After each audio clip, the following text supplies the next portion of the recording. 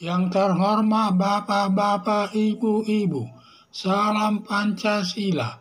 Bapak-Bapak, Ibu-Ibu yang melihat video saya ini, tolong jangan lupa subscribe, like, dan di-share. Sifatnya gratis. Pada hari Kamis, tanggal 14 September tahun 2023, saya akan mengomentari 2 pimpinan KPK dijadikan tersangka melawan pimpinan. Pada waktu Anies Baswedan melakukan perlombaan balap mobil Formula E di Ancol, Jakarta Utara yang menghabiskan anggarannya lebih 1 triliun rupiah. Sampai sekarang belum dipertanggungjawabkan anggarannya yang merugikan lebih 1 triliun. Pemda DKI merupakan perbuatan korupsi. Lalu KPK melakukan pemeriksaan atas perkara tersebut, mulai saksi-saksi dan barang buktinya. Dari hasil penyelidikan dianggap belum cukup alat buktinya. Selanjutnya dilakukan pemeriksaan lagi dan tetap pejabat penyelidiknya belum menemukan 2 alat buktinya sebagai unsur niatnya. Padahal selaku Ketua Umum KPK Firly Bahuri beserta keempat wakil Ketua KPK lainnya menyatakan sudah cukup alat buktinya agar Anies Baswedan ditetapkan sebagai tersangka. Tetapi pejabat penyidik tidak sependapat, belum cukup alat buktinya. Lalu pejabat penyelidiknya diadukan ke Dewan Pengawas dengan tuduhan melawan perintah pimpinan. Dari hasil pengaduan tersebut, lalu 2 orang pejabat penyelidik dijadikan tersangka. Menurut pendapat penulis bahwa perkara korupsi yang dilakukan Anies Baswedan sudah cukup alat buktinya, sedangkan unsur niat tidak ada diatur dalam perkara korupsi. Karena unsur niat sudah masuk dalam rencana perbuatan korupsi, sama juga dalam perkara pembunuhan direncanakan, tidak ada diatur unsur niat, sudah masuk dalam rencana pembunuhan tersebut. Demikian juga selaku penanggung jawab semua tugas KPK di bawah tanggung jawab Ketua Umum KPK Firly Bahuri, dan Firly Bahuri sudah menyatakan sudah cukup bukti. Tetapi kedua pejabat KPK sebagai penyidik perkara tetap tidak mau menetapkan Anies Baswedan sebagai tersangka, maka kedua pejabat penyelidik tersebut melanggar perintah Firly Bahuri selaku pimpinan KPK.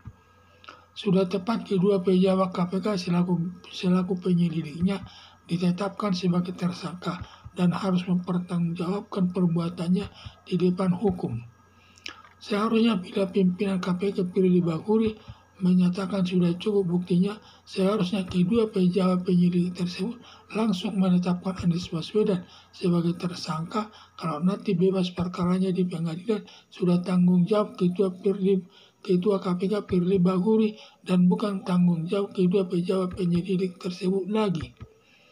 Harapan saya, semua aparat penegak hukum baik polisi, jaksa, serta KPK harus tunduk kepada perintah pimpinan selaku penanggung jawab semua tugas lembaga tersebut.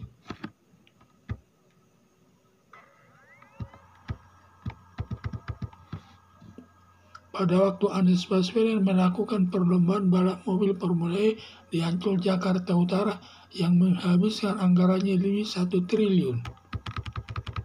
Sampai sekarang belum dipertanggungjawabkan anggarannya yang merugikan lebih 1 triliun Pemda DKI yang merupakan perbuatan korupsi. Lalu KPK melakukan pemeriksaan atas perkara tersebut, mulai saksi-saksi dan barang buktinya. Dari hasil pejabat penyelidik dianggap belum cukup alat buktinya.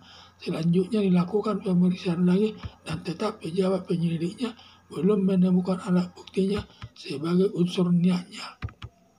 Padahal selaku Ketua Umum KPK Firly Bahuri beserta keempat wakil Ketua KPK lainnya menyatakan sudah cukup alat buktinya agar Anies Baswedan ditetapkan sebagai tersangka. Tetapi pejabat penyelidik tidak sependapat, belum cukup alat buktinya. Lalu pejabat penyelidiknya diadukan ke Dewan Pengawas dengan tuduhan melawan perintah pimpinan. Dari hasil pengaduan tersebut, lalu kedua orang pejabat penyelidik dijadikan tersangka. Menurut pendapat penulis bahwa perkara korupsi yang dilakukan Anies Baswedan sudah cukup alat buktinya, sedangkan unsur niat tidak ada diatur dalam perkara korupsi karena unsur niat sudah masuk dalam rencana perbuatan korupsi. Sama juga dalam perkara pembunuhan direncanakan, tidak ada diatur unsur niat, sudah masuk dalam rencana pembunuhan tersebut. Demikian juga selaku penanggung jawab semua tugas KPK di bawah tanggung jawab Ketua Umum KPK Firly Bahuri, dan Firly Bahuri sudah menyatakan sudah cukup bukti, tetapi kedua pejabat KPK sepakat penyelidik perkara tetap tidak mau menetapkan Anies Baswedan sebagai tersangka, maka kedua pejabat penyelidik tersebut melanggar perintah Firly Bahuri selaku pimpinan KPK. Sudah tepat kedua pejabat KPK selaku penyelidiknya ditetapkan sebagai tersangka dan harus mempertanggungjawabkan perbuatannya di depan hukum.